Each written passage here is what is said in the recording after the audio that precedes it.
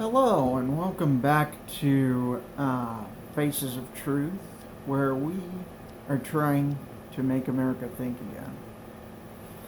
My name's Alexander McCauley, and for the next 15 minutes, we're going to discuss Thanksgiving. Recently, people have been doing surveys on college campuses to find out whether young kids think that Thanksgiving should be celebrated. Almost every society has a day of thanks that occurs once a year, usually at the time of harvest. Our Thanksgiving actually originated after 3 years of hardship. Plymouth Colony had been founded on the principle of Christian communism. The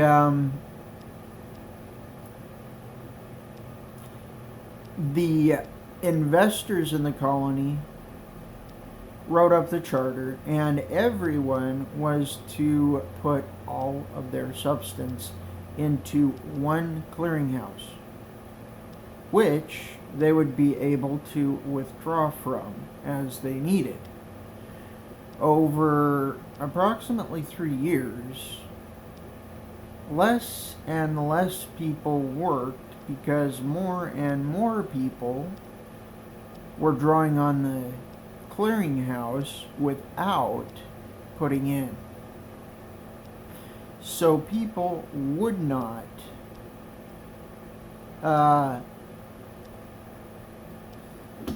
be placed into servitude to a sickly class, because that was basically what these people were doing. Were complaining of illnesses that in all other cases they wouldn't have complained about.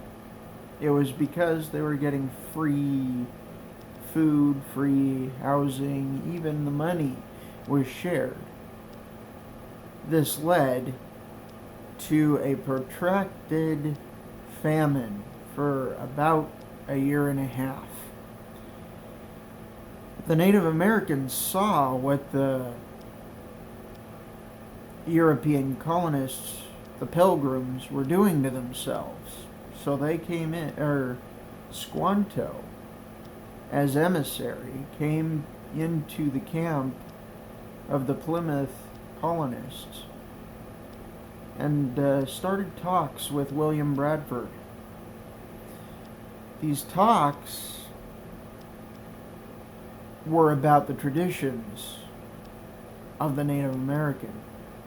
The Native American, in Native American tribes, all of the citizens of the tribe were to pitch in. The women took care of the farms when the men were away on hunts. Every single person in a tribe was healthy because they had to be. There was not a person except those who were truly ill who was not out either hunting or cultivating. At the end of the season, they would eat off the vines and the stalks as the season progressed, but they would also harvest their crops and put them into a storage.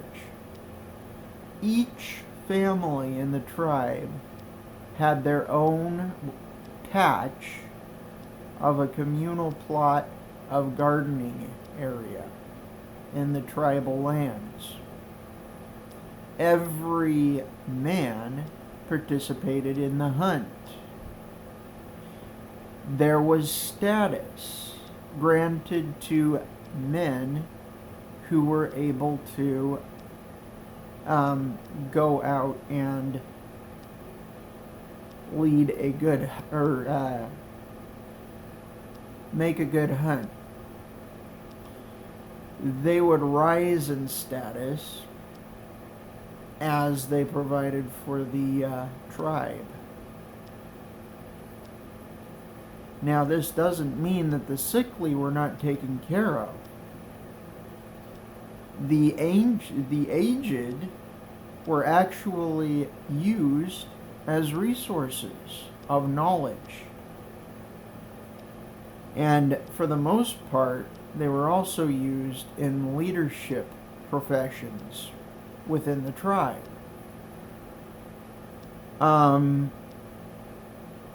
Squanto and the tribe that adopted him after he got back from Europe, his tribe having been massacred by another group of European explorers and soldiers, wanted to see the Plymouth colony survive. He knew there was something in common between the two cultures.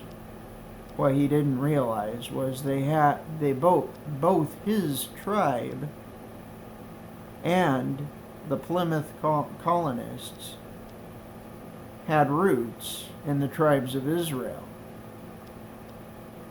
This is where the Native Americans got the way that they administered their economics, their war, their policies. They did it according to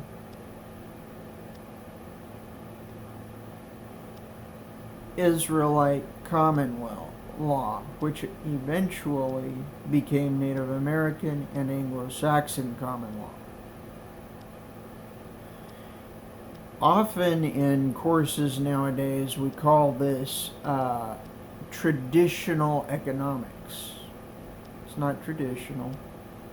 It's a very capitalistic frame of reference. Everyone produces. If they don't receive.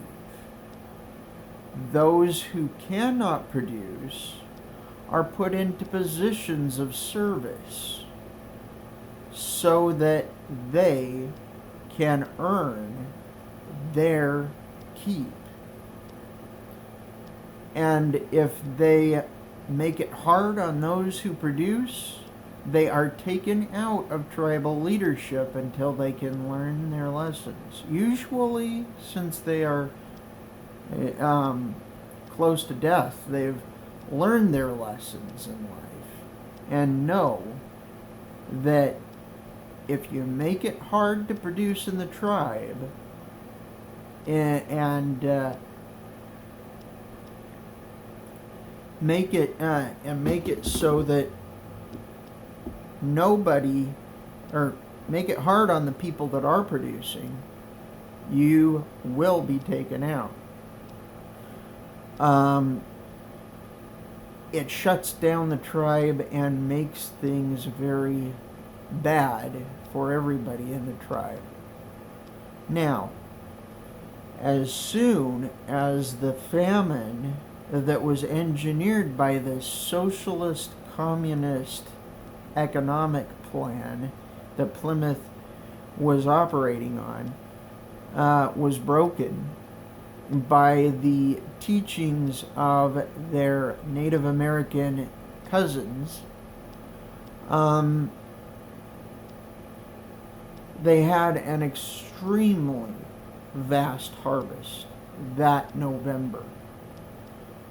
When afterwards, Squanto and his tribe, the tribe that adopted him, said nobody can prosper unless they acknowledge those who came before, the animals that they processed to produce food or used in the processing of food, and the Supreme Creator. So, as is custom in all of that particular day and age's Native American tribes, that November, they had a full day of thanks. And they invited the pilgrims to join them. Now, we all knock each other on the heads for cultural appropriation. I personally have no problem with adopting practices from everybody that benefit all of us. If it's a good practice, adopt it. Now, what I don't agree with is when someone claims to be something they aren't. Now, if you've got 1 to 5% Native American, usually you're going to get really resented by Native Americans for saying I'm a Native American. That was my point in a previous episode when I complained about Williams, whatever her name was, claiming she was a Native American. But if a Native American had, or if Native Americans had a day of thanks, invited pilgrims to it, and then the pilgrims passed on the tradition in their communities of having a day of thanks once a year, good things are good for us all. Now, it wasn't officially adopted as a national holiday until Abraham Lincoln instituted it after the Civil War as being thankful for the fact that our nation was still in one piece. Brothers and sisters in freedom and Christ, of all ages, whether you be in college or in the professional fields, please stop this woke nonsense. Even Columbus Day is not looked upon as properly. Columbus Day is a celebration of the fact that an enlightened man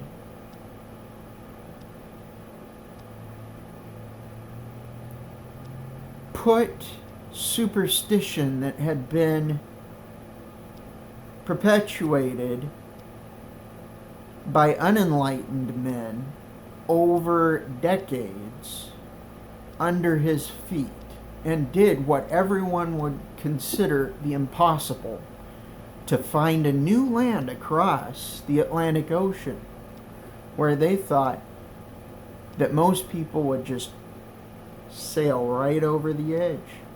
Now, this was on a common level. Throughout time, the elites have always known our Earth was a sphere. But they told the commoner something different. They spread lies. They spread misinformation. The same thing is happening nowadays. The same thing is happening nowadays according to each of our holidays. And our government, our constitutional government, was made to protect our rights to life, liberty, and property. This government was instituted by Moses. It was carried down to the Anglo-Saxons and the Native Americans of the eastern United States. And we continue to have Nazi fascists on the left Yes, it's the left, the far left, who are Nazis and fascists. It's not the conservatives. They're trying to take away all of these these Semitic traditions from us and replace them with Neo-Persian and Babylonian and otherwise traditions. If you enjoyed this presentation, please like, subscribe, and share. If you want to talk with me, go ahead and leave a comment. I am so busy nowadays that I seldom, if ever, get to read them. I try very hard to. Thank you for watching. Shout out for all those new subscribers that have